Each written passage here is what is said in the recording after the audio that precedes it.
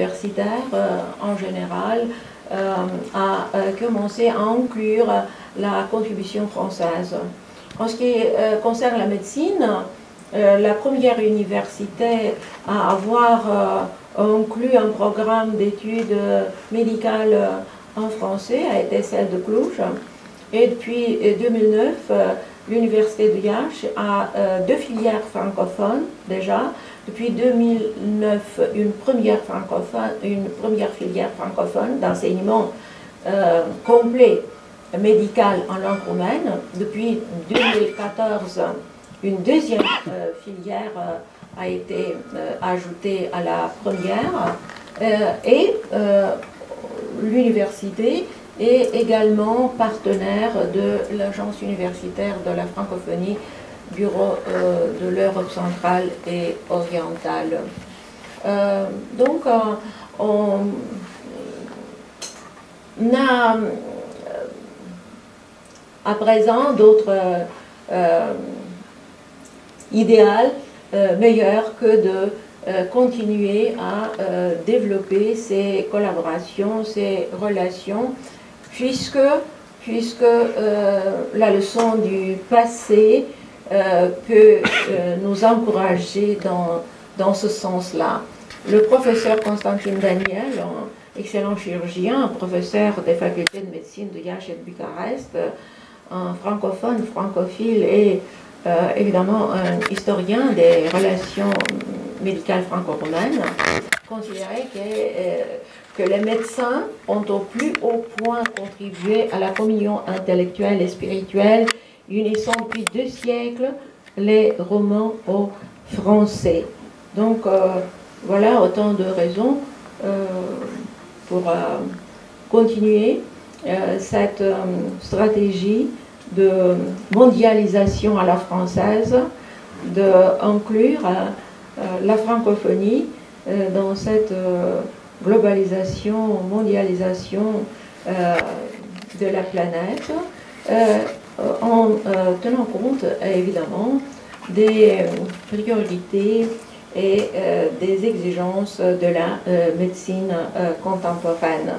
C'est une vraie cité universitaire que la planète devrait devenir, suivant le modèle de la cité universitaire de Paris, telle qu'elle avait été proposée, une espèce de ville universelle, des cités universelles en 1925, immédiatement après la Grande Guerre. Et ce qui est plus intéressant encore, c'est qu'il y avait des propositions que cette cité universitaire puisse inclure les étudiants provenant des pays ennemis aussi.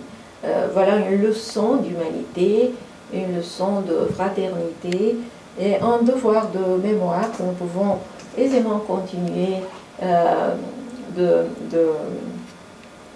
d'honorer, de célébrer, d'autant plus que l'université de médecine et de pharmacie de Iași se trouve place de la Nation à présent. En face de cette université, il y a ce flambeau, cette flamme éternelle qui s'élève vers les cieux à la mémoire des héros inconnus, y compris des héros sanitaires et des héros français et roumains, civils et militaires également.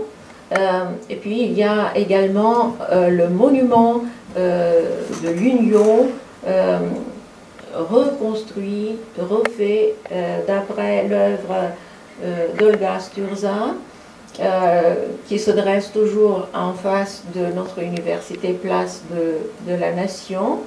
Et n'oublions pas l'ancien arc de triomphe, un arc des soupirs parfois, mais surtout de l'espoir, puisque c'est ça son nom officiel, l'arc de l'espoir, sur lequel nous passons presque chaque jour, et qui devrait nous encourager dans ces efforts de préserver la mémoire et des faits qui ont créé notre nation, notre histoire nationale et les événements qui nous ont conféré ce droit d'exister parmi les nations. Je vous remercie de votre attention.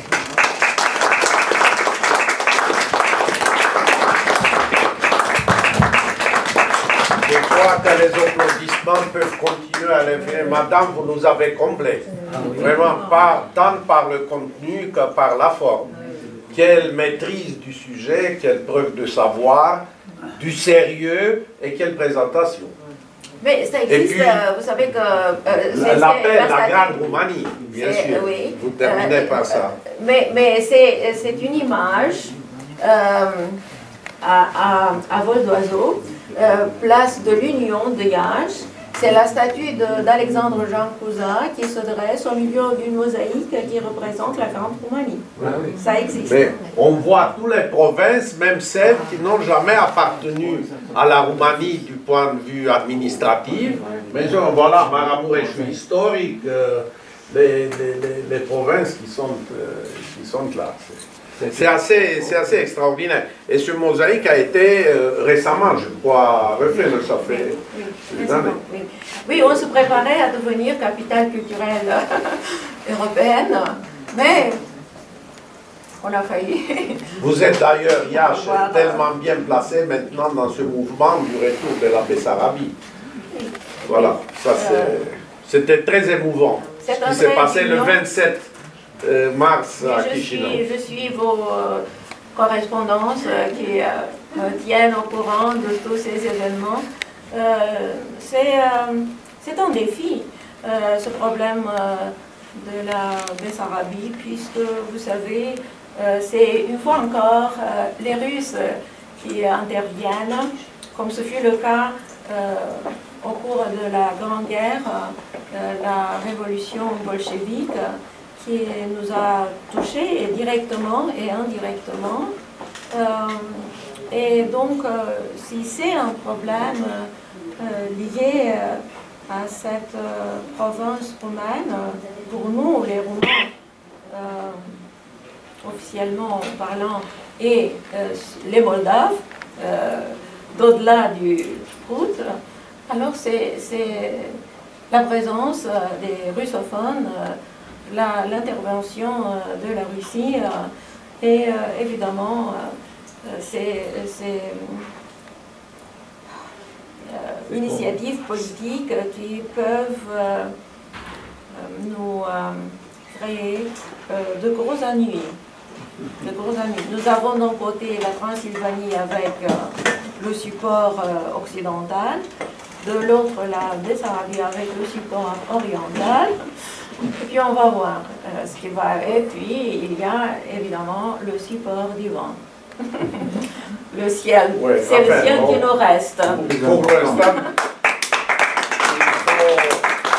remercier également pour vos derniers mots en faveur d'une mondialisation, mais qui ne soit pas d'un seul, disons, qui sont un peu diversifiés avec une forte présence française.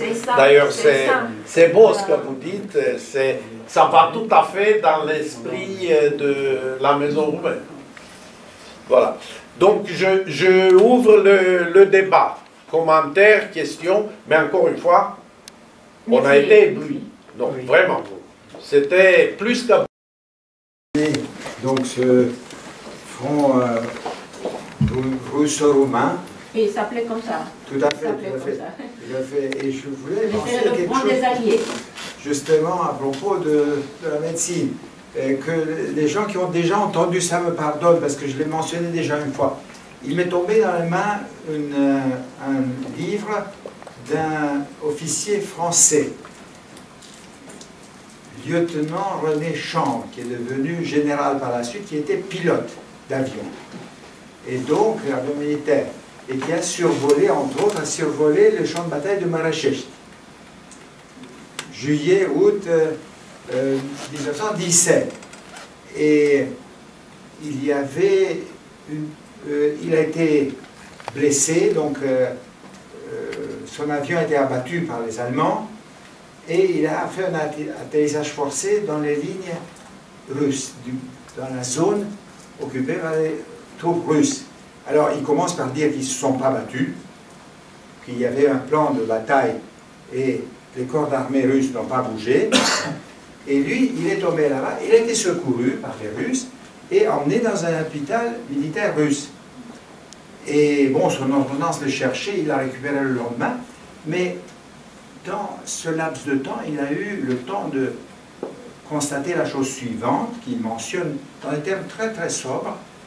Il y avait dans l'hôpital militaire russe des officiers russes blessés par leurs propres soldats. Donc, c'était bien avant la révolution bolchevique, hein, qui était au mois de novembre. Et non, bien, mais les faits se précipitaient voilà. au cours de l'année. Et donc, on a eu tout au cours de l'année, et même les mémoires de la reine Marie, une histoire de ma vie, je pense, l'histoire de ma vie, n'est-ce pas, c'est ça. Il y a des aspects qui sont liés d'une certaine façon à cette révolution, puisqu'on a préparé la révolution. Et les généraux russes étaient tout à fait atterris par le fait qu'ils devraient retourner au pays. Cette guerre entre les Blancs et les Rouges existait déjà.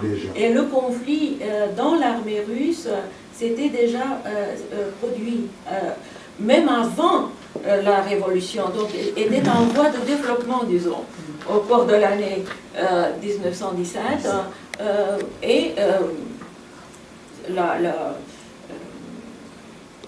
la révolution proprement dite, l'accomplissement, la reconnaissance officielle de ces événements s'est produite au mois de novembre.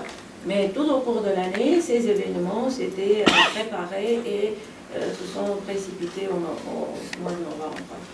Oui, il y avait ce conflit. Silencieux, plus ou moins. Il y a dans ce livre aussi des photos, des belles photos, parce que lui, blessé, il a été par la suite récupéré, emmené dans le service militaire roumain et français. Il s'est fait soigner par les princesses royales. Donc il y a des photos avec, qui faisait infirmière, etc. Puis il était rapatrié en France blessé. Oui, merci. Oui, et les Russes même créaient des barrières pour l'approvisionnement de l'armée roumaine, des alliés français, anglais qui se trouvaient en Moldavie.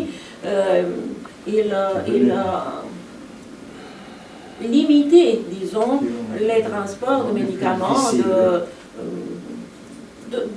d'armes, de munitions, de tout ce qui était nécessaire. Et ils ont retenu le trésor roumain. Ah oui, évidemment, ça plus tard. Maintenant, ils empêchaient seulement les transports de médicaments, d'armement, de munitions, etc. Et puis, oui, lorsque l'État soviétique s'est consolidé, oui, ils n'ont plus retourné le trésor. Je remercie M. Teculescu qui a fait ce commentaire. Est-ce que j'ai bien vu, c'était pas la garde d'Alba Iulia, ton grand-père, avec le général Berthelot, c'est ça la photo que vous avez montrée. Voilà, j'ai pu reconnaître. C'est un défaut de tous ceux qui prennent des photos, de ne pas indiquer les noms des personnes qui sont représentées.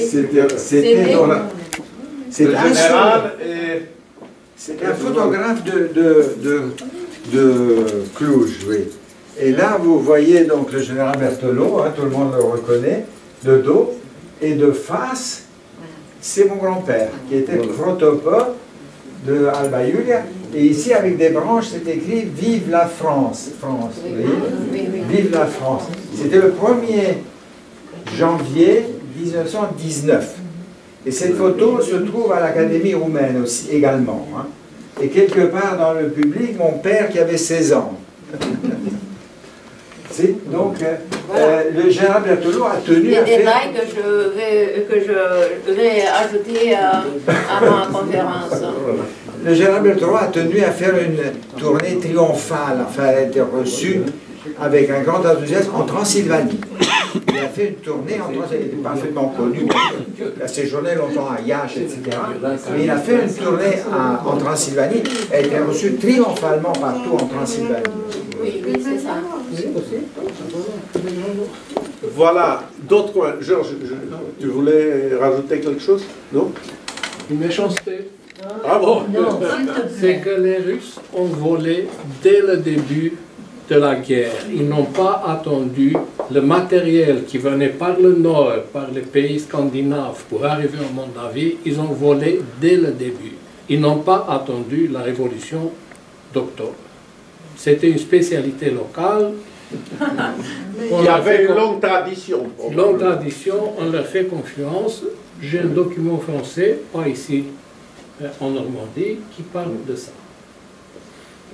Des trains qui mettaient 4 mois au lieu de 2 semaines, et ainsi de suite. Oui, oui, il réquisitionnait tout ça. Ouais. Oui, c'est ça. Ils prenaient des petits souvenirs. Mais je crois, madame, vous avez parlé de cette mission universitaire. À quel point le système sanitaire roumain, après la Première Guerre mondiale, a été marqué et en fait façonné un petit peu par le modèle français? On peut dire essentiellement, puisque la plupart des spécialistes roumains se sont formés en France, ont continué de se former en France, et donc tous ces membres de l'Académie française, par exemple, Charles Achard signait la préface d'un volume homagial de travaux scientifiques dédiés au professeur Pajon. Marcel Labbé avait publié dans le bulletin de la Société des médecins et des naturalistes des études sur le diabète sucré et mise au point des recherches sur le diabète tel qu'il était connu à ce moment-là. André Boivin a été le professeur de biochimie de Georges Paladé, prix Nobel de médecine, Georges-Émile Paladé, un professeur dont il a gardé un excellent souvenir. Il fait mention du docteur Boivin à côté de 2 autres maîtres de pensée, à savoir Rainer, François-Francis Rainer, ancien professeur d'anatomie à Iași, ensuite à Bucarest, et de son assistant universitaire, le professeur Gregor Popa, toujours transféré de Iași à Bucarest avec son maître, le professeur Rainer. Paladé a eu une riche correspondance avec Grigore Popin, le professeur d'anatomie, illustre chercheur scientifique dont l'université de médecine de Iași porte le nom à présent. Oui, la médecine entre les 2 guerres mondiales a été forgée sur le modèle français. Ça, c'est sur la plupart des médecins. Bakaloglu, Constantin, professeur de pathologie, de médecine interne. C'est un professeur de la période de l'entre-deux-guerres. Où est-il? Le voici. Oui, il avait fait ses études sur l'internat à Paris. Il avait été collègue d'internat avec le professeur Émile Sergent. Les exemples peuvent continuer. Sergent était presque tous les 6 mois à Bucarest pour des conférences sur la tuberculose, sur les maladies rénales, sur n'importe quoi qui faisait partie de sa spécialité de médecine interne. Et puis, oui, le professeur Daniel, il était commandeur de la Légion d'honneur, un excellent chirurgien, professeur de chirurgie à Iași, et puis à Bucarest, il s'est spécialisé dans le domaine de l'obstétrique et de la gynécologie. Et il était un francophone et un francophile, un promoteur de ces relations d'amitié. Oui, je pense qu'entre les deux guerres, la médecine roumaine était formée très à la française. Et cette tradition a continué un tout petit peu après la Deuxième Guerre mondiale, mais très petit peu. Seulement les souvenirs d'antan. Les anciens professeurs de notre université qui nous parlaient de leur jeunesse folle, de leurs études parisiennes. Et puis on a coupé tout ça.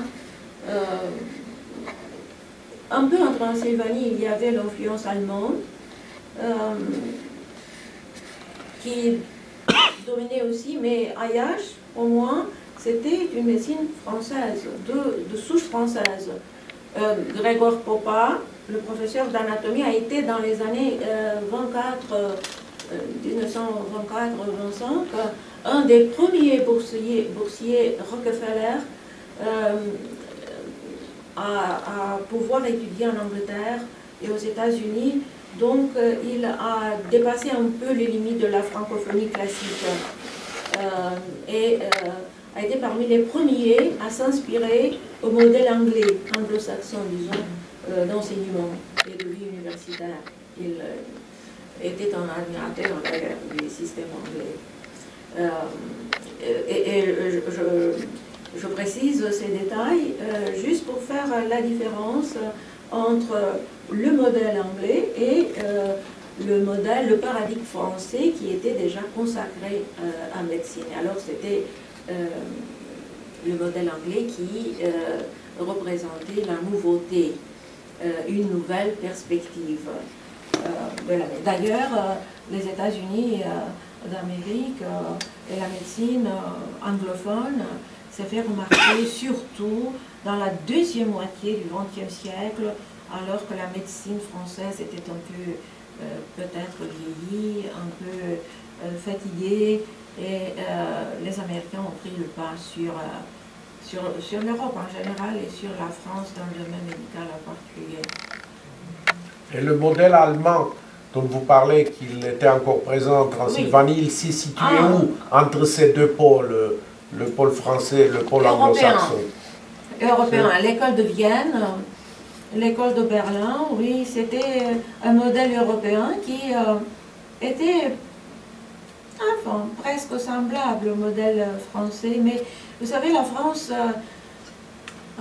au cours du 19e siècle, a pratiquement forgé la médecine anatomo-clinique. Les Allemands ont eu des contributions dans le domaine de la bactériologie, Robert Koch, dans le domaine de la radiologie, Röntgen, dans un domaine ou l'autre.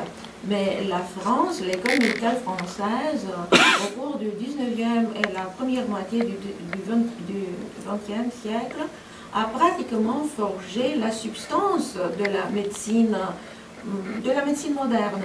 Et je pense surtout à la médecine anatomo-clinique, qui est française, à la médecine bactériologique, qui a eu comme pionnier Louis Pasteur, évidemment suivi par les Allemands avec une école excellente de bactériologie, et puis la médecine expérimentale. On ne peut pas penser la médecine aujourd'hui sans les expériments, sans expérimenter, sans faire des expériences, des expérimentations, et sans faire des études statistiques. Donc la médecine expérimentale est l'œuvre de Claude Bernard.